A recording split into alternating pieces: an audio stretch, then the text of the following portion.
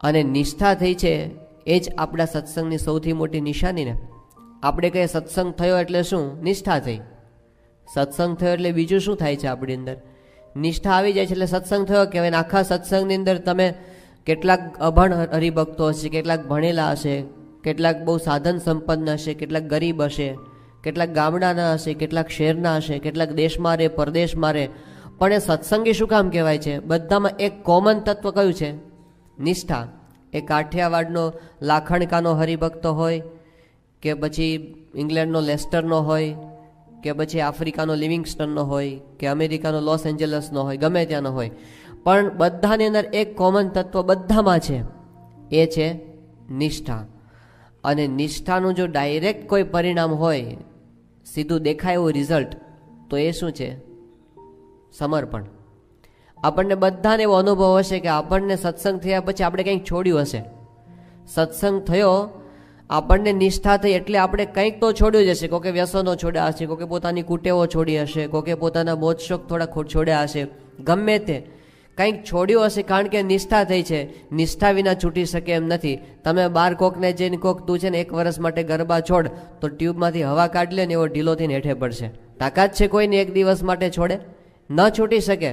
નિષ્ઠા વિના કોઈ વસ્તુનો ત્યાગ થઈ શકતો નથી. અને મહારાજે એ વાત કરી છે લોયાના 3જા વચનામૃતની અંદર કે ભગવાનને સંતનો મહાત્મા જ્ઞાનને સહિત નિશ્ચય હોય એના શા લક્ષણ છે? તો મહારાજે આ જ વાત કરી કે જેને ભગવાનનો અને સંતનો મહાત્મા સહિત નિશ્ચય હોય એનાથી ભગવાનને અર્થે ને સંતને અર્થે શું ન થાય? એને અર્થે કુટુંબનો ત્યાગ કરે, લોકલાજનો ત્યાગ કરે, રાજ્યનો ત્યાગ કરે, ધનનો ત્યાગ કરે, સુખનો ત્યાગ કરે, સ્ત્રીનો ત્યાગ કરે, સ્ત્રી હોય તે પુરુષનો ત્યાગ કરે. પણ આ જે ત્યાગ થાય છે એ કે આપણો વૈરાગ્ય નથી. આપણે કંઈક છોડી દીધું, સિનેમા જોવાનું છોડી દીધું એટલે વૈરાગ્ય નથી આપણો. પણ એક વસ્તુ છે કે નિષ્ઠા છે. અને નિષ્ઠાની અંદર ધર્મ, જ્ઞાન, વૈરાગ્ય, ભક્તિ બધી જ વસ્તુ આવી જાય છે. કારણ કે નિષ્ઠાની અંદર સમર્પણ ભાવના આવે છે. અને આપણા સત્સંગની આ બહુ મોટી વિશેષતા છે. શ્રીજી મહારાજથી લઈને આજ સુધી જેવી સમર્પણની ગાથાઓ આપણા સંપ્રદાયમાં છે ને એ વિશ્વમાં બીજે ક્યાંય જોવા નહીં મળે. એ લેવલની બધાએ ત્યાગ તો કર્યો હશે થોડો ઘણો, પણ જે લેવલનો ત્યાગ અને જેવા હેતુ સાથેનો ત્યાગ આપણા સંપ્રદાયમાં છે એ જુદી વસ્તુ છે. એકવાર સ્વામીશ્રી ઉપર એક સંતે પત્ર લખેલો અને ચિત્ર દોરીને કાગળ લખેલો. આમ શબ્દ કાંઈ નહોતા લખ્યા, પેઇન્ટ ડ્રોઈંગ કર્યું હતું ને એમાંથી કંઈક અર્થ નીકળે. તો સ્વામીને આખો પત્ર લખેલો અને પછી એમાં એવું લખેલું કે સ્વામીશ્રી આપને એક વિનંતી છે કે આ પત્રનો જવાબ તમે ચિત્રો દોરીને આપજો. હવે આવું લખેલું. સ્વામીએ પત્ર વાંચ્યો અને જવાબમાં સ્વામી એવું લખ્યું કે અમને ચિત્ર દોરતા તો નથી આવડતું, પણ અમારા સંતો અને અમારા હરિભક્તો છે ને એ અમારા ચિત્રો છે, એને તમે જોઈ લેજો. છે કોઈની તાકાત દુનિયામાં એક પેઇન્ટર લેવો આવા ચિત્રો બનાવે? આવા ચિત્રો બનાવવાની ગમે એવો સારો આર્ટિસ્ટ ન હોય, પણ સ્વામીશ્રી એ આર્ટિસ્ટ છે કે એમણે એવા ચિત્રો બનાવ્યા છે કે જેને જોઈને આપણને લાગે આપણે સતયુગમાં આવી ગયા કે શું, એવું લાગે આપણને. તો કળિયુગની અંદર સ્વામીશ્રી એવી ગાથાઓ ઊભી કરી છે સમર્પણની. એ આપણી બહુ મોટી વિશેષતા છે. છેક મહારાજના વખતથી દાદા ખાચરનું જે સમર્પણ છે એવી કથા દુનિયામાં બીજે ક્યાં મળે? 30 વર્ષ સુધી ભગવાન એમના દરબારની અંદર રહ્યા અને આટલો ભીડો દિવસ રાત મહારાજ એમની સાથે રહ્યા અને છતાં પણ દાદાને લેશ માત્ર મનુષ્યભાવ ક્યારે આવ્યો નથી.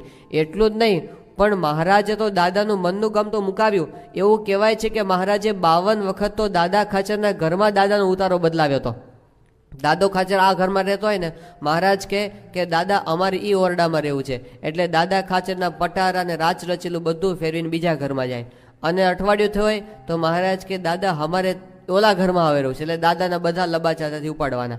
હવે આવી રીતે મહારાજે એના મનનું બધું જ મુકાવ્યું, સાવ ભૂકા બોલાવી દીધા.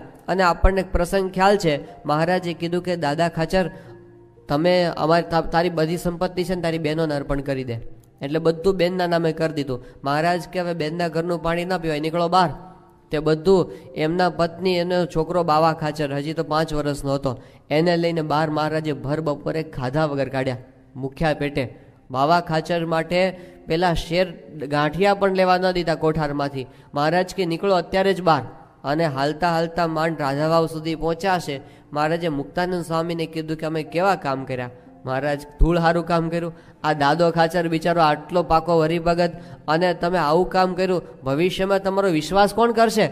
ભગવાન થયા છો પણ ભગતની આવી દશા કરી. મહારાજ કે અમને તમે કોઈ રોક્યા નહીં, હવે લાવો દાદા ખાચરને બોલાવીએ પાછા. અને પછી ફરીવાર દાદાને બોલાવ્યો અને કીધું, દાદા ક્યાં જતો હતો? કે મહારાજ હું તો કંઈક ભાવનગર કેવી રીતે કોઈક રાજા પાસે જઈ અને એની નોકરી કરવાનો હતો. મહારાજ કે કોકની નોકરી કરવી એના કરતાં તારા બેનને ત્યાં જ નોકરી કર ને, અહીં નોકરી કર. અને પછી એને મહારાજે નોકર તરીકે રાખ્યા. પોતાના જ દરબારમાં નોકર તરીકે દાદા ખાચર 6 મહિના રહ્યા. અને પછી મહારાજે કીધું જીવુબાને લાડુબાને બોલાવીને કે તમે તો સાંખ્યયોગી થયા છો, તમારે શું કરવા છે ગામ ગરાસને? એ કે મહારાજ અમે ક્યાં માગ્યા હતા, તો તમે બધું ઉપાડ્યું બધું. મહારાજ કે આપી દો પાછા. એમ કરીને દાદાને પાછું આપ્યું. પણ દાદાને આમ મહારાજે કઠપુતળીની જેમ દાદાને નાચ નચાવ્યા છે, પણ દાદાના અંતરમાં લેશ માત્ર મહારાજ પ્રત્યેનો ભાવ ઓછો થયો નથી. આ સમર્પણ મહારાજના આશીર્વાદ લઈને જાય ને દર વખતે ખોટા પડે. મહારાજ કે જાઓ આ વખતે તમારા ગરાસનું કામ થઈ જશે, અને ઊંધા જ પડે આશીર્વાદ. મહારાજ હયાત હતા ત્યાં સુધી દાદા ખાચરનું કામ એકે સિદ્ધ થયું નથી એના વ્યવહારનું. અને છતાં પણ દાદાને મનુષ્યભાવની અને પરિસ્થિતિ મહારાજે તો ત્યાં સુધી લાવીને મૂકી દીધી કે દાદા ખાચરના કોઠારમાં અનાજ નહીં, સાંજે શું ખાશું એનો પ્રશ્ન આવીને ઊભો રહ્યો. હવે આટલા મોટા ગરાસદાર અને કોઈની પાસે ભિક્ષા પણ માગી શકે નહીં. એ વખતે એમને દાદા ખાચરે મહારાજ પાસે આવીને પગે લાગીને કીધું કે મહારાજ હવે તમે અહીંથી ક્યાંક બીજે વિદાય થાઓ. હવે દાદા ખાચરને મહારાજ પ્રત્યે એટલો પ્રેમ હતો ને, એક દિવસ માટે દાદા મહારાજ ગરડાની બહાર જાય ને એનો વિરહ સહન કરી નતા શકતા. એમને સામેથી હાથ જોડીને મહારાજને એમ કહેવું પડે કે મહારાજ હવે તમે અહીંથી જાઓ. કેવી પરિસ્થિતિ થઈ હશે એ વખતે? મહારાજે કીધું કેમ દાદા શું થયું? કે મહારાજ અમે તો ભૂખ્યા રહીશું પણ તમને ભૂખ્યા ન રખાય. હવે અનાજની કોઠીમાં એક દાણો પણ રહ્યો નથી. એમ કહેતા દાદા ખાચર રડી પડ્યા. અને એ વખતે મહારાજે કીધું કે દાદા એક વખત ઘટાદાર એક વૃક્ષ હતું, વડલો, એની ઉપર ઘણા બધા પક્ષીઓ રહેતા હતા. અને જંગલની અંદર આગ લાગી. અને પછી એ વખતે વડલાએ પક્ષીઓને એમ કીધું કે હમ જલે તુમ કાહે જલો હમારે પાંખો નાઈ. અમારે તો પાંખ નથી, તમે શું કામ બળો છો? વડલાએ પંખીઓને કીધું કે હવે તમે ઉડી જાઓ, અમારે તો બળી જવાનું છે. એ વખતે પંખીઓએ કીધું કે અમે કિલ્લોલ આનંદ કિલ્લોલ કર્યો અને તારી સાથે જીવનભર અમે રહ્યા, અને હવે દુઃખના સમયમાં તને છોડીને જતા રહીએ? અમે નહીં છીએ છોડીને. એવું પક્ષીઓએ પેલા વડલાને કીધું. એ વાર્તા કહીને મહારાજે કીધું કે દાદા અમે અહીં પરમહંસો હરિભક્તો સાથે રહ્યા, મોટા ઉત્સવો કર્યા, આટલો આનંદ કિલ્લોલ કર્યો, અને તારા દુઃખની અંદર અમે ભાગ ના લઈએ? અમે પણ ક્યાંય જવાના નથી, અમે પણ ભૂખ્યા રહીશું. એમ કહેતા મહારાજ રડી પડ્યા. હવે આટલું વાતાવરણ મહારાજે શોકમગ્ન કરી દીધું. બધા હરજી ઠક્કર રડે, લાડુબા જીવુબા રડે, દરબારની અંદર આખું શોકમગ્ન વાતાવરણ થઈ ગયું. અને એ વખતે પેલો ભાવનગરથી રૂક્કો આવ્યો અને સમાચાર આવ્યા કે હવે દાદા ખાચરના ખડા ઉપરના ચોકી ઉઠી ગઈ છે, હવે અનાજ લાવવાની છૂટ છે. પણ આવી કઠણ પરિસ્થિતિમાં મહારાજે આખા દાદાને લાવી દીધો. પણ દાદાનો સમર્પણ ભાવના ક્યારેય ઓછી થઈ નથી. ત્યારે મહારાજ બોલ્યા કે હું ગરડું ને ગરડું, હું ગરડાનો ને ગરડું મારું, પણ ભગવાનને પોતાના કરી લીધા. તો આવી સમર્પણની ગાથાઓ આપણા સંપ્રદાયની અંદર છે. ત્યાં આગળ રઢુના આશાભાઈ અને ઈશ્વરભાઈ, હવે એમના ખેતરની એમનું જે ગોડાઉન હતું, આખું ગોડાઉન બળી ગયું. શાસ્ત્રીજીમાં જ રઢુની અંદર હતા, અને પુરુષોત્તમપુરામાં આખું બિલ્ડિંગ બળી ગયું. તો એની અંદર 600 મણ ઘઉં, 700 મણ ચણા, 1000 મણ કપાસ બધું બળી ગયું અને સાવ રાખ થઈ ગયું. સાંજે ખાવાની ખીચડી ન વધી. તે રઢુથી 2 મણ ખીચડી લઈ ગયા ત્યારે સાંજના છોકરા ખાવા ભેગા થઈ ગયા. આવી પરિસ્થિતિની અંદર શાસ્ત્રીજી મહારાજ જઈને કહે કે અમારે તો સારંગપુરની મંદિરની મૂર્તિઓનો તમારી પાસેથી પૈસા લેવા છે. હવે કોણ માગી શકે આ વખતે? એ વખતે આશાભાઈએ કીધું કે સ્વામી ભલે અમારી મિલકત બધી બળી ગઈ, અમારી આબરૂ ક્યાં બળી છે, વ્યાજે લાવીને તમને આપીશ. અને એ વખતે શાસ્ત્રીજી મહારાજને આવીને આપ્યા. જે દુઃખ થાય તે થાજો રે રૂડા સ્વામીને બચતા. આ શાસ્ત્રીજી મહારાજના વખતની અંદર ગવાયેલા કીર્તનો બધા છે કે જે વખતે માર થતા ને અપમાન થતા હતા એ વખતે આ હરિભક્તો શાસ્ત્રીજી મહારાજ માટે હોમાઈ ગયા. નગાસરના બુધરભાઈ હતા, શાસ્ત્રીજી મહારાજ એની પાસે જઈને વાત કરી કે અમારે આટલા રૂપિયા જોઈએ છે. હવે બુધરભાઈના પત્નીને ખબર પડી કે આ તો પૈસા લેવા માટે આવે સાધુ, તે તો પટારા ઉપર ચડીને બેસી ગયા કે આમાંથી એકેય પૈસો ન કાઢવા દો. તે બુધરભાઈએ કીધું કે હવે શું કરવું? શાસ્ત્રીજી મહારાજને તો રાજી કરવા જ છે, અને ઘરના આડા ફાટ્યા છે. તે એમને પકડીને થાંભલાની યાર બાંધી દીધા. છે કોઈની તાકાત આવું કરે હજી આજની તારીખે? શાસ્ત્રીજી બુધરભાઈએ બાંધી દીધા અને બધું અંદરથી કાઢીને શાસ્ત્રીજી મહારાજને આપ્યું. અને શાસ્ત્રી મહારાજ કે શું છે કે ઘરમાં થાંભલા જોડે બાંધ્યા છે. શાસ્ત્રી મહારાજ કે છોડો એમને. એ કે ના સ્વામી હમણાં ન છોડાય, તમને સ્ટેશને મૂકી આવીશ ને પછી આવીને છોડીશ, કારણ કે અત્યારે છોડો તો બાજે તમને. અને પછી શાસ્ત્રીજી મહારાજને મૂકી આવીને છોડે આવીને. હવે એમના નગા ભૂધરભાઈના અત્યારે પુત્ર પૌત્ર બધા છે, ઘનશ્યામભાઈ ને એ બધા, એ કહે છે કે દાદાના એ સમર્પણના ફળ અમે અત્યારે ભોગવીએ છીએ. પણ આવું હરિભક્તો એ વખતે કરી ગયા છે.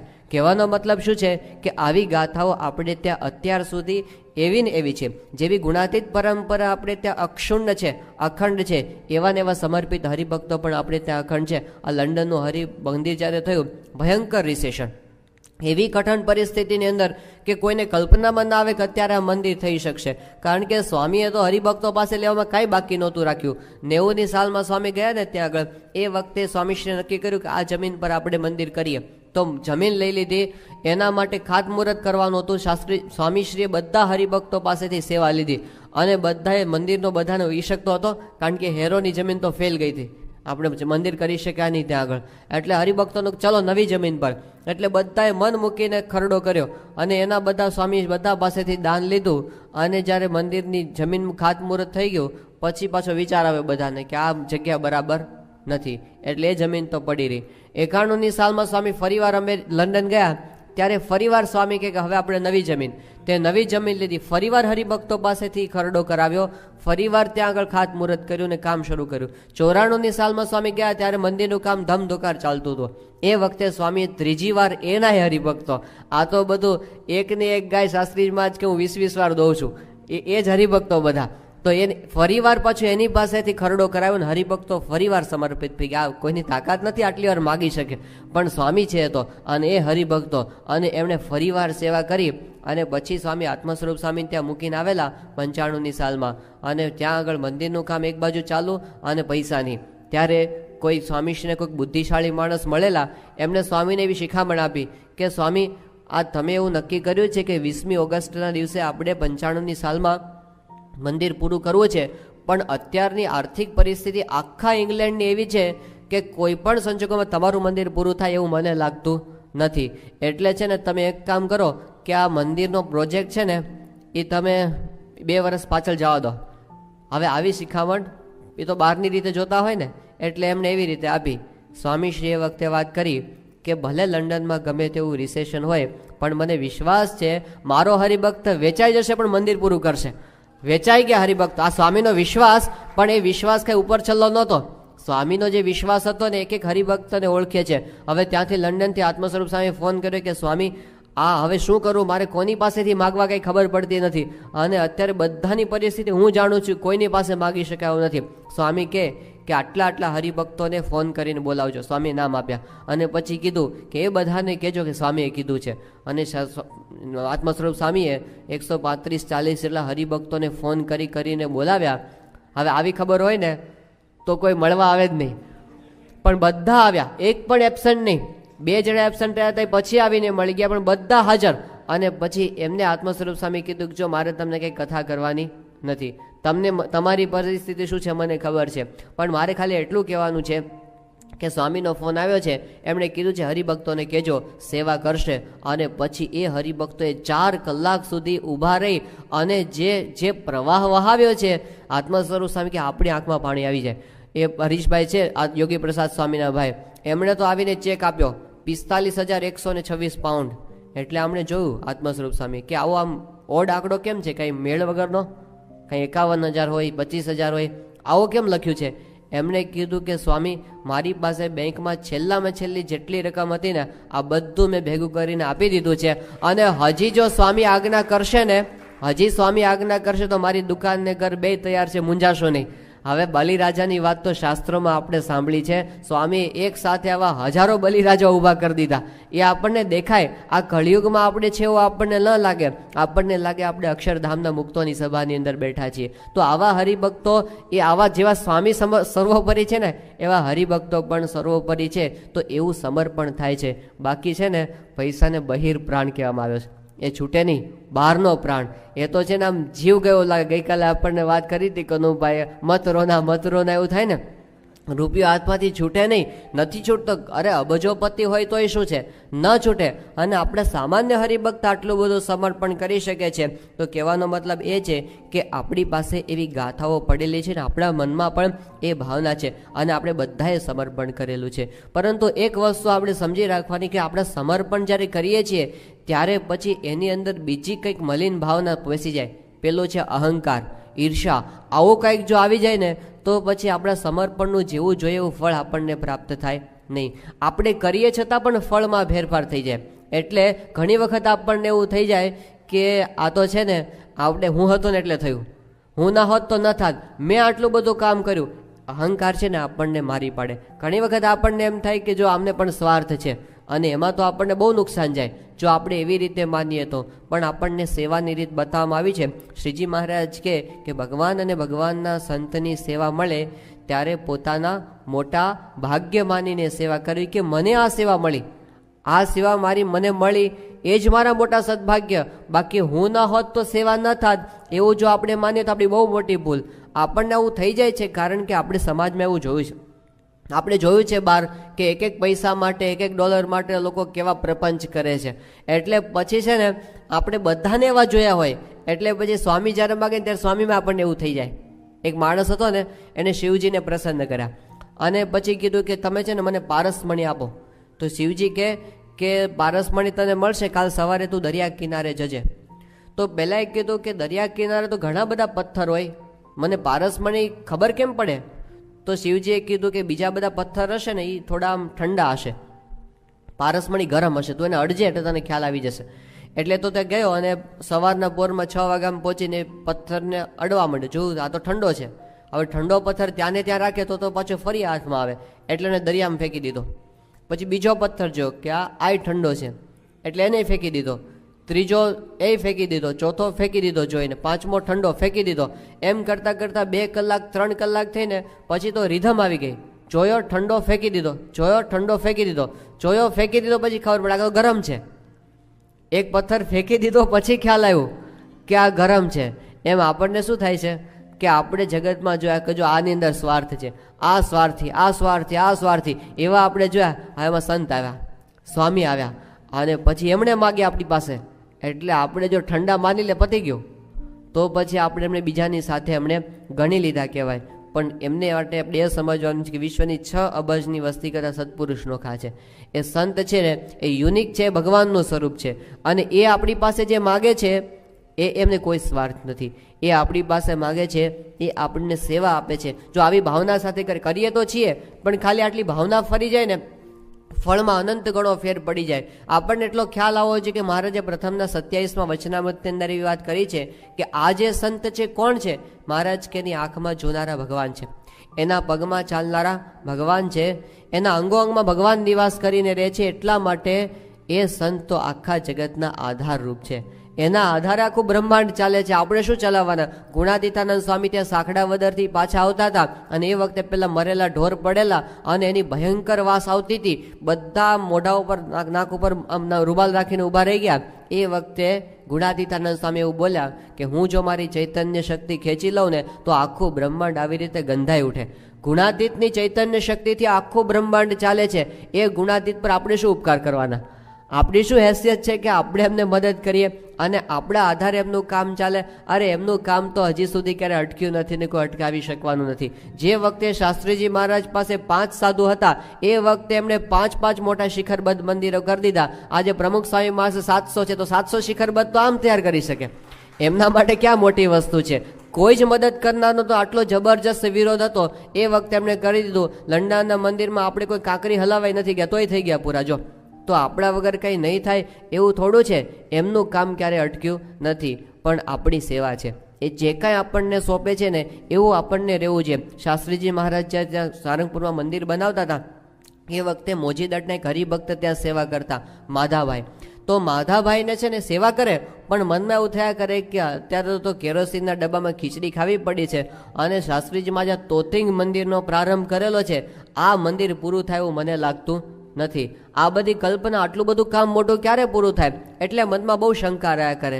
તો શાસ્ત્રીજી મહારાજે શું કર્યું? એક દિવસ રાતના સમયે માધાભાઈ સૂતા હતા ને તો શાસ્ત્રી મહારાજ ત્યાં ગયા અને એની ઓરડીમાંથી એમને બહાર બોલાય કે માધાભાઈ જરા બહાર આવો, તમારું કામ છે. એટલે બહાર આવ્યા કે સ્વામી શું છે કામ? શાસ્ત્રીજી મહારાજ કે તમારે છે ને પેલું એક ઝાડનું થડ સામે પડ્યું છે ને, ઉચકીને દૂર લઈ જવાનું છે. તો એમણે જોયું કે સ્વામી આ તો 20 ફૂટ લાંબુ થડિયું, આ 2 ફૂટ ડાયામીટરનું, આ મારાથી એકલાથી ન ઉચકાય. એ તો કાલ સવારે બધા 10-15 માણસો ભેગા થાય ત્યારે હલે એવું છે, તો મારે એકલાથી ક્યાંથી થાય? શાસ્ત્રીમાં જ કે ના, આપણે અત્યારે જ લઈ જવું છે. કે સ્વામી અત્યારે ક્યાંથી પણ એ ત્યાંથી ખસી શકે? હું એકલો કેવી રીતે ખસેડું? શાસ્ત્રીજી મહારાજ કે તું હાથ અડાડ ને તારી પાછળ પાછળ આવશે. અને એમણે હાથ અડાડ્યો, તે માધાભાઈ જ્યાં ગયા ને પાછળ પાછળ થડિયું આવે, એને જ્યાં મૂકવાનું હતું ને ત્યાં ઊભા રહી ગયા, થડિયું ત્યાં ઊભું રહી ગયું. શાસ્ત્રી મહારાજ કે જાઓ હવે જઈને સૂઈ જાઓ. માધાભાઈને ખબર પડી કે મને શું કામ બોલાવ્યો હતો.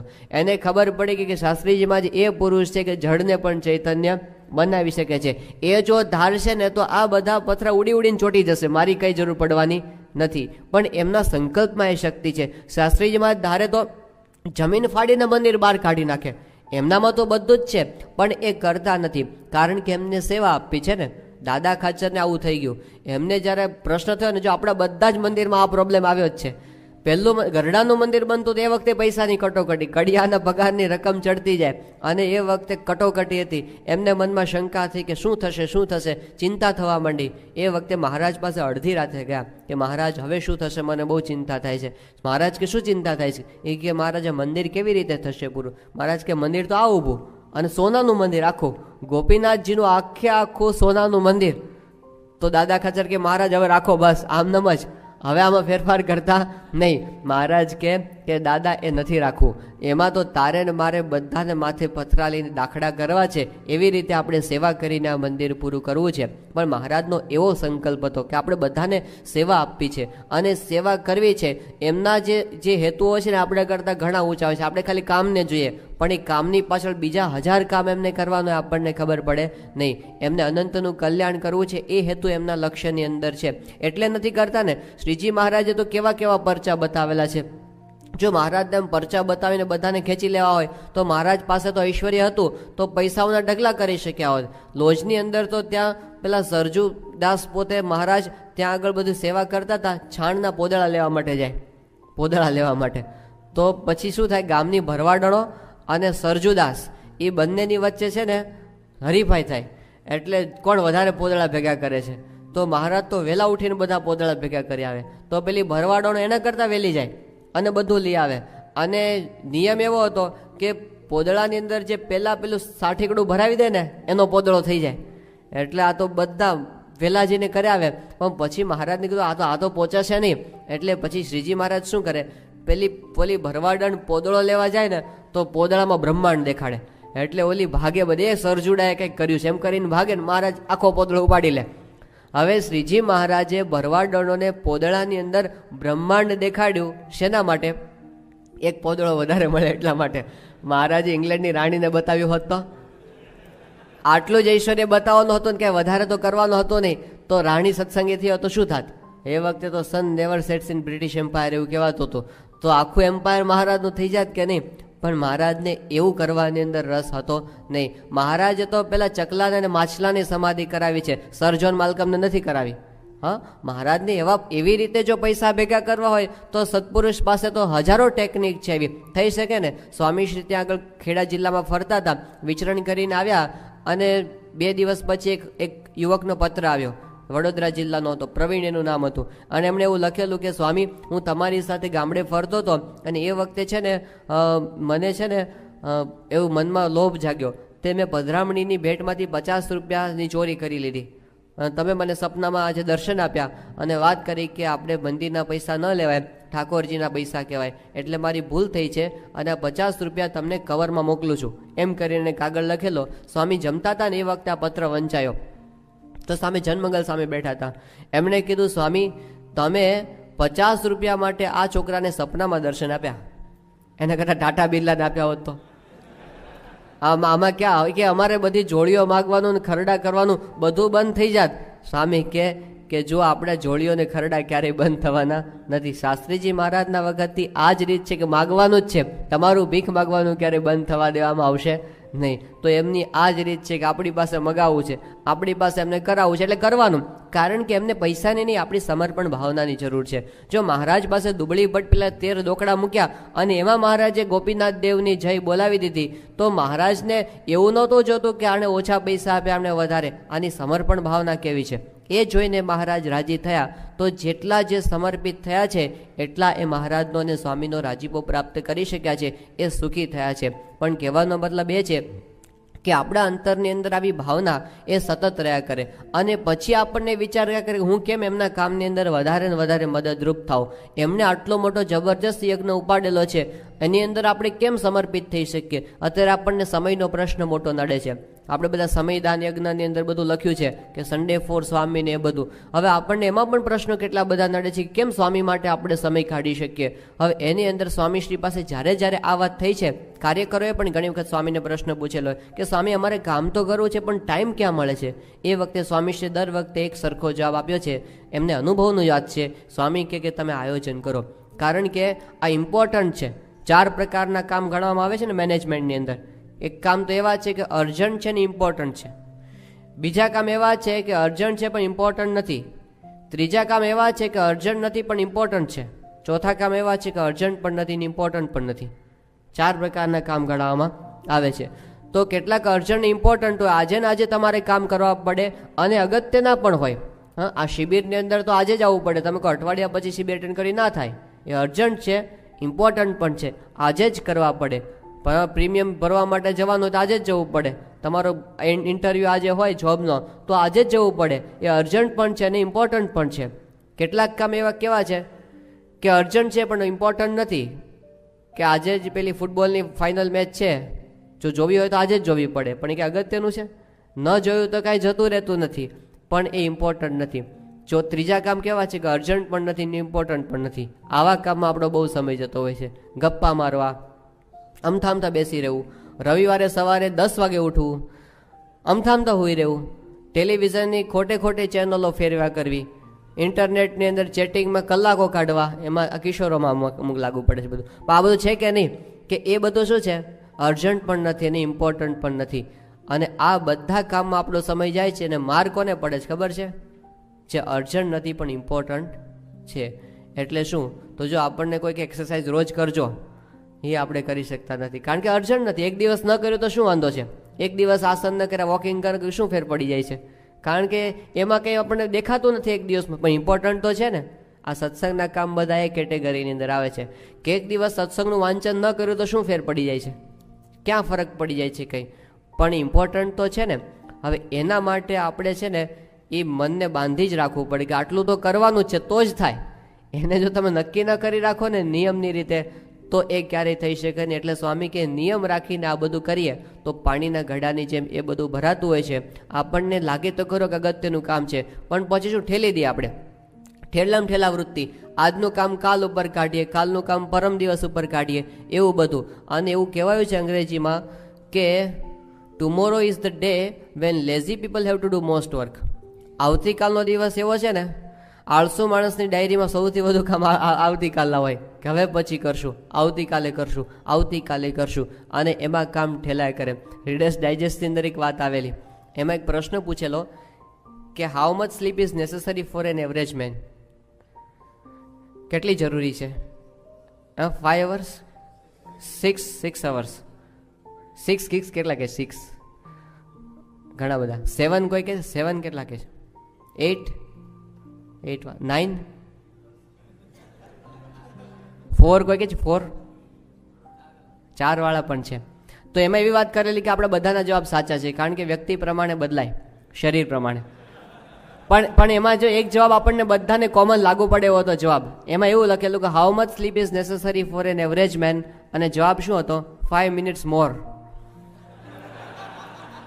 જ્યારે ઉઠીએ ને ત્યારે લાગે કે થોડું સુઈ લઈએ. થાય છે કે નહીં?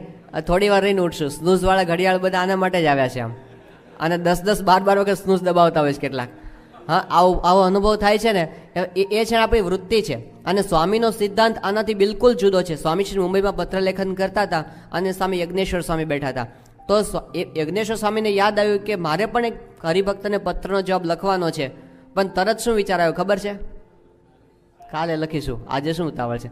હવે મનમાં વિચાર આવે ને સ્વામીએ પકડ્યો, અંતર્યામી છે ને સ્વામી, તો સ્વામીએ પત્ર લખતા અટકી ગયા, ચશ્મા કાઢ્યા, સ્વામી એમના સામું જોયું અને એક વાક્ય સ્વામી બોલ્યા કે 1 સેકન્ડ પછી કામ કરીશ એવો જો વિચાર આવે ને તો એનું નામ પણ આળસ કહેવાય. એમ કરીને કાગળ લખવા માંડ્યા. પેલા ઉભા થઈને લખી આવ્યા. હવે આ સ્વામીની વ્યાખ્યા છે. સ્વામી બોલ્યા નથી, આખી જિંદગી આ રીતે સ્વામી જીવ્યા. સ્વામીની કર્મઠતા તો જુઓ, આજે 81 વર્ષની ઉંમરે કેટલું કામ કરે છે. હવે અત્યારે બાપા અહીં આવે ધારો કે, અને સ્વામીના 2 ખભે 2 પોટલા હોય, 2 હાથમાં 2 પોટલા હોય, માથે 1 પોટલું મૂકે, 5 પોટલા લઈને સ્વામી જતા હોય, આપણે શું કરીએ? દોડીને લઈ લે, સ્વામી આ તમે શું કામ ઊંચકો છો? આપણને લાગે કે હવે જુવાન દીકરાની ફરજ છે કે દાદાનો હવે કામ ન કરવા દેવાય એને. એમ સ્વામી આટલું બધું ખેંચે છે તો આપણને એમ ના થાય કે ચાલો થોડો ભાર આપણે લઈ લઈએ.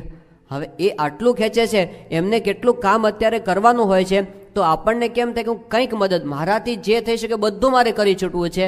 મારી શક્તિ હોય અને હું ન કરી શકું એવું એક પણ કામ ન હોવું જોઈએ. કારણ કે આપણો સમય હવે આપણો નથી, આપણો ટાઈમ વેસ્ટ ન થવો જોઈએ. આપણા 1 સેકન્ડ ઉપર આપણો અધિકાર નથી. આપણો સમય એ BAPSનો છે, આપણો સમય એ પ્રમુખ સ્વામી મહારાજનો છે. આપણે અડધો કલાક બગાડ્યો એટલે સ્વામીનો અડધો કલાક બગડ્યો એવું સમજવાનું ને. કારણ કે આપણે સ્વામીના થઈ ગયા, આપણું સમગ્ર જીવન એમના માટે છે. તો પછી એવું કેમ થાય કે આપણે ઘરેથી નીકળ્યા અને આપણે ઓફિસે ગયા અને અડધો કલાક સુધી આપણે ગાડીની અંદર કશું જ ન કર્યું, એક પણ સારી વાત આપણે સત્સંગની કેસેટમાં સાંભળે નહીં, તો એ વેસ્ટ છે ટાઈમનો. એ સ્વામીનો સમય આપણે બગાડ્યો કહેવાય. કેમ એની અંદર કંઈક થઈ શકે નહીં? તો 1 સેકન્ડનું આયોજન એ આપણી પાસે હોય કે કેમ વધારે આપણે એને મદદરૂપ થઈ શકીએ.